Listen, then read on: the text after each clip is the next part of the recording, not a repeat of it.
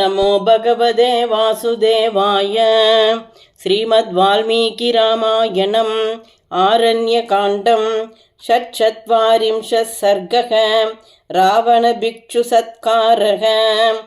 तथा परुषमुक्तस्तु कुपितो राघवानुजः सविकाङ्क्षन् भृशं रामं प्रतस्तेन चिरादिव।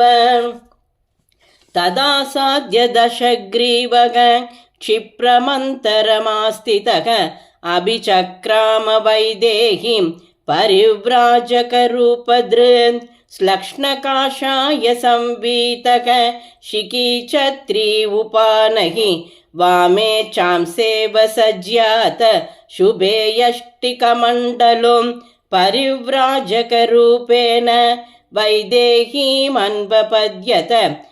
तामास सादादिबलः प्रादृभ्यां रहितां वने रहितां चन्द्रसूर्याभ्यां सन्ध्यामिव महत्तमः तामपश्यत्ततो बालां रामपत्नीं यशस्विनीं रोहिणीं शशिनाहीनां ग्रहवद्वृषदारुणः तमुग्रतेजः कर्माणं जनस्थानरुहाद्रुमाः।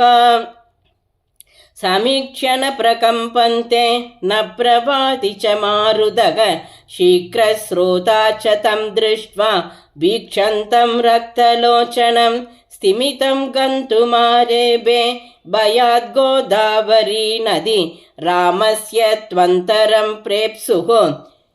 दशग्रीवस्तदन्तरे उपदस्ते च वैदेहीं भिक्षुरूपेण रावणः अभव्यो भव्यरूपेण भर्तारम् अनुशोचति। अभ्यवर्तत वैदेहीं चित्रामिव शनैश्चरः सपापो भव्यरूपेण तृणैकूप इवावृतः।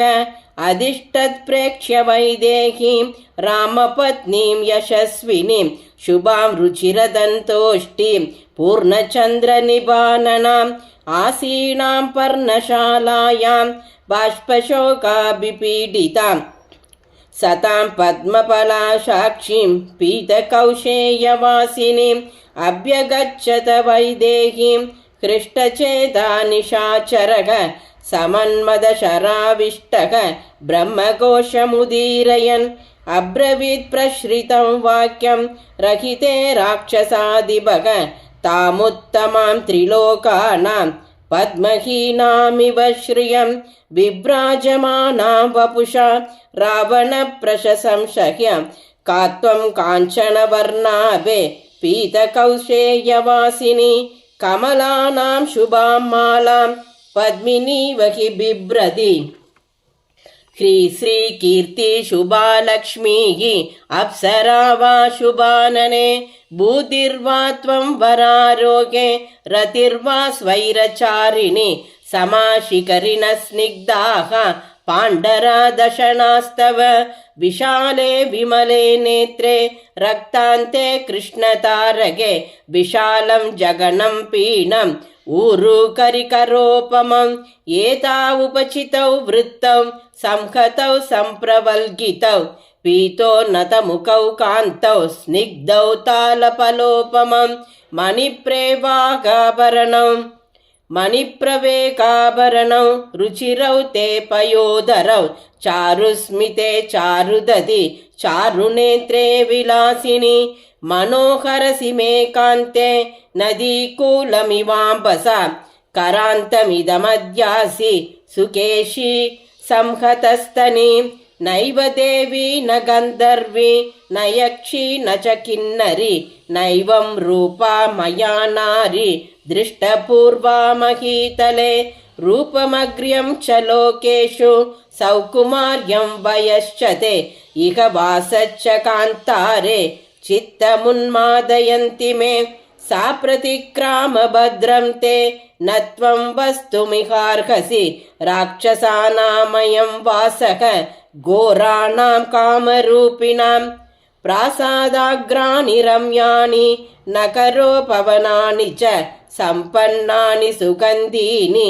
युक्तान्याचरितुं त्वया वरं माल्यं वरं भोज्यं वरं वस्त्रं च शोभने भर्तारं च वरं मन्ये त्वद्युक्तमसि ते क्षणे का त्वं भवसि रुद्राणां मरुतां वा वरानने वसूनां वा वरारोगे देवता प्रतिभासि मे नेका गच्छन्ति गन्धर्वाः न देवा न च किन्नराः राक्षसानामयं वासः कथं नु त्वमिका गता इक शाका मृगा सिंहा दिव्याघ्रमृगास्तथा रुक्षास्तरक्षवगङ्गाः कथं तेभ्यो न बिभ्यसि मदान्वितानां घोराणां कुञ्जराणां तरस्विनां कथमेका महारण्ये न बिभेषि वरानने कासिकस्य कुतश्च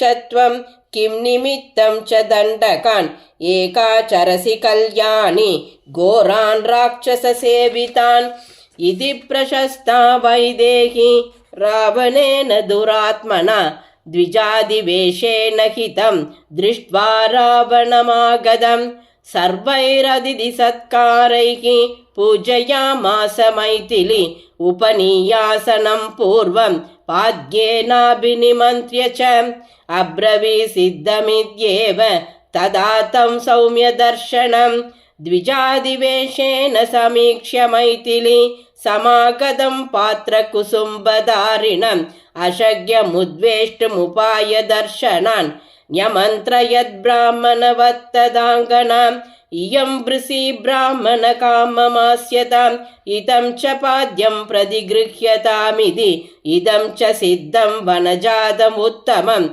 त्वदर्थमव्यग्रमिहोपभुज्यतां निमन्त्र्यमानप्रीतिपूर्णभाषिणीं नरेन्द्रपत्नीं प्रसमीक्ष्य मैथिलीं प्रसह्य तस्याहरणे धृतं मनः समार्पयस्वात्मवधाय रावणः ततः सुवेशं मृगया गदं पदिं प्रतीक्षमाना सह लक्ष्मणं तदा विवीक्षमाना हरितं ददर्श तद् महद्वनं नैव तु रामलक्ष्मणौ।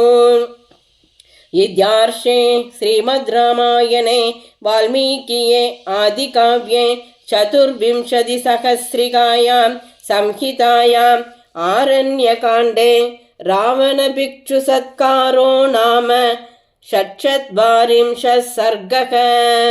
श्रीदाशरथाय विद्महे सीतावल्लभाय धीमहि तन्नो राम प्रचोदयात्। जानकीकान्तस्मरणं जय जय राम राम।